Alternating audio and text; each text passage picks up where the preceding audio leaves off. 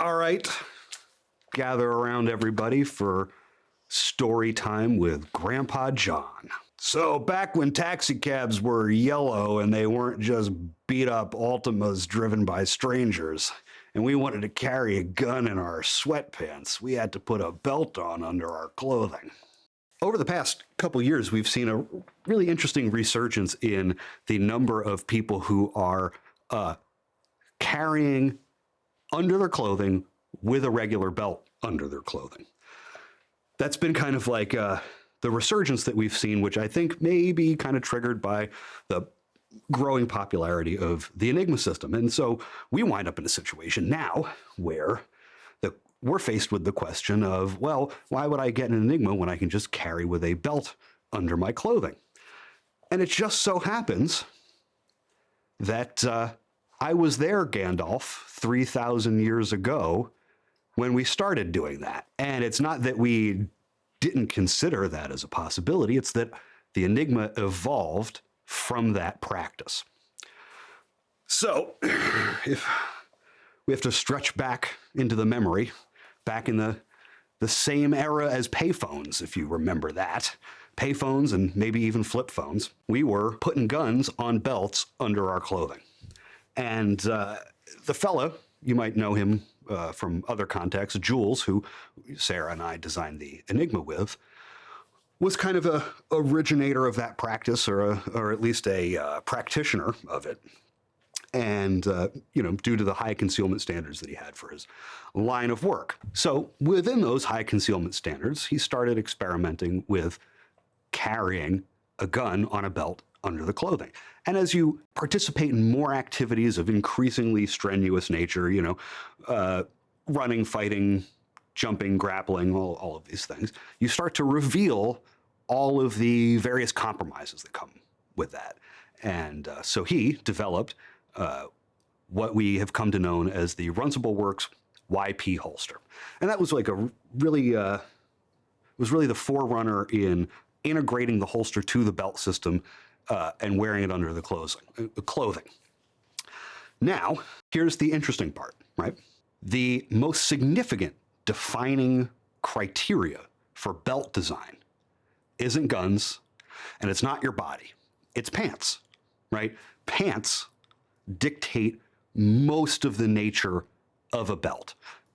It's going to dictate the dimensions and the shape and, all of those things. And when you want to make them more adaptable for guns and bodies, or both in some cases, all the changes are very, very minor. And most of, what constitutes the design criteria for a belt is still limited by pants.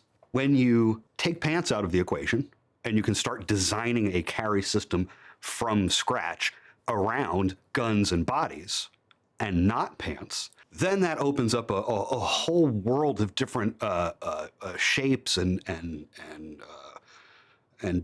designs and implementations that you can take advantage of that would ordinarily be limited by whether or not this thing can fit through a half a dozen belt loops.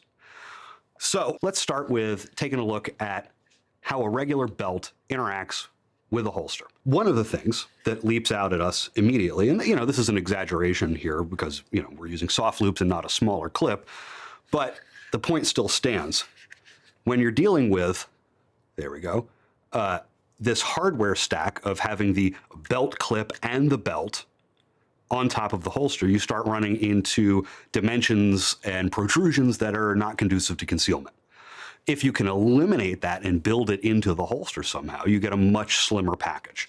Additionally, and while some belts tackle this by having most of the belt be really flexible and only the part across the face of the holster be stiff, what they don't do is they don't vary the stiffness of the belt portion that contacts the holster. So you'll have stiffness across the face of the holster and then flexibility everywhere else, or you'll have a belt that's a relatively uniform flexibility across the whole span of the belt. And one of the things that we discovered when we're getting into really fine-tuning the details of concealment is that when you tighten up the belt and it presses on the wing, you get the sight channel rotating outwards. And if the belt is a uniform stiffness across the whole face of the holster, once you get it nice and tight, the sight channel will rotate it back. Any pressure that's applied here is equal to the pressure that's applied here, and you start to set up a circumstance in which you can kind of get little portions of the holster fighting each other. Now, what we did by installing this all on a faceplate is we dramatically reduce the amount of material and hardware stacked on the face of the holster. So we've got a smooth, flat profile across the face of the holster. Additionally, some of you might wonder why we put big holes in the face of the Enigma. Well, the part of it that needs to be stiff is really only the part that interacts with the wing. The rest of it needs to deflect so that once you start applying belt pressure, you don't get an equal amount of pushback on the side channel side. So you can get more grip rotation per unit of belt tension than you would if you had a belt span across the face of the holster that doesn't deflect. Additionally, we can get away from having a perfectly perpendicular belt to the holster. Now, what many of you may have noticed from just experimenting with concealed carry is that if you were to do something like tuck the gun lower relative to your belt, it's more comfortable and it conceals better. However, once you attach it to the belt, you start running into issues with, clearance between the grip and the belt for your hand. So in this kind of context, you need to have a minimum grip clearance between the belt and the grip of the gun, and you wind up in a situation where it can only ride so low before you start colliding your hand into these two things. And what winds up happening is that you have to pick a ride height for the gun that makes it generally pretty top heavy, right? It feels slightly unbalanced. All the mass of all the gun that rides above the belt line, a full magazine and half of the slide wants to tip out all the time. So what we did when we designed the Enigma faceplate is that we designed it with a curve built into it. So you see that the belt ends kind of pull upward relative to that. So once the pressure is applied to the system, it feels as though the gun rides much lower relative to the belt line, when in fact we've built in a fixed minimum clearance between the faceplate and the grip. So you get plenty of grip clearance while still getting the feeling that the gun is riding lower and is more balanced. These are things that you can't do with a conventional belt when you're designing it around pants, because it has to be the same shape all the way around. It has to be the same dimensions all the way around. You can't put like a big back panel on it. In some cases you can get into belts that have like a bias cut in them, but it's not the same as having, a wide panel on the back, which you can get with, the sport belt, if that's something you find to be necessary. And you can't get these kinds of shapes in a conventional pants belt. So we started off this journey with putting a gun on a belt and the belt under our pants. But the more that we did, the more we saw where it fell short. And the more we saw it falling short, the more we realized that those shortcomings were the result of the belts being designed to fit pants and nothing else. So while it may work perfectly fine for you, it's not for everybody. We do sacrifice a certain amount of convenience going with this versus just putting a belt on under your clothing, but the maximum level of performance is higher. And while it might take more work to get this really dialed in just for you,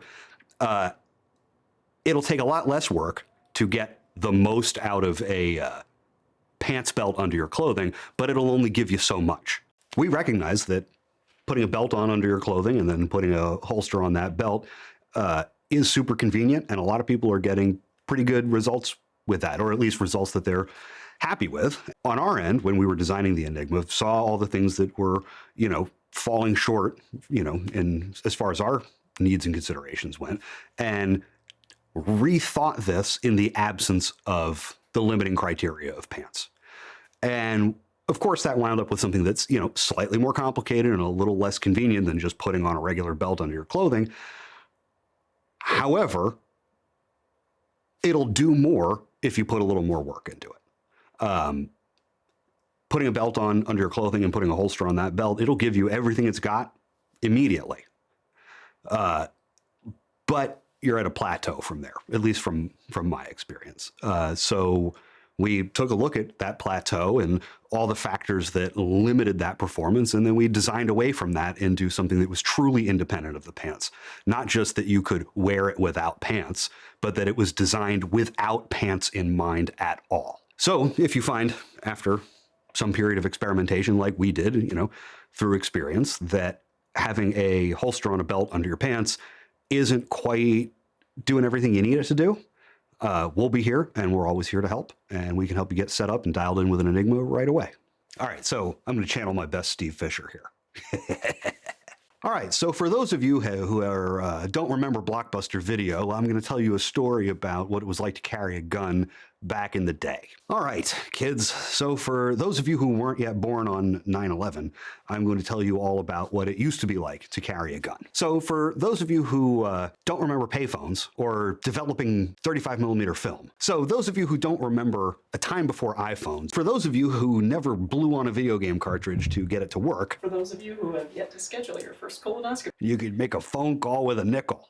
Back when coffee was 50 cents and we wanted to carry a gun under our clothing without a belt. Back when gasoline was $1 a gallon and we wanted to carry a gun under our clothing in sweatpants, we didn't have a lot of options. Back when taxi cabs were yellow and they weren't just beat up Altimas driven by strangers, and we wanted to carry a gun in our sweatpants, we had to put a belt on under our clothing. There's more. Well, back before the Patriot Act, back when Netflix would mail you these little discs called DVDs. I think that's it. I think you tapped out. That bit's done. Back when Nut and Fancy videos were only an hour. That's it.